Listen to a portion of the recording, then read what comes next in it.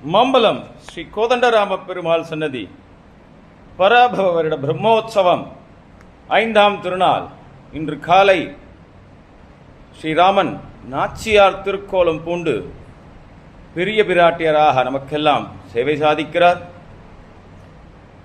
கிரீடத்திலே சௌரிக்கொண்டை, கலியதொரா, சூரிய சந்திர பதக்கம், நெற்றிப்பட்டை, நத்து புல்லாக்கு மூக்குத்தி, பொட்டு, காசு மாலை, பவழமணி மாலை,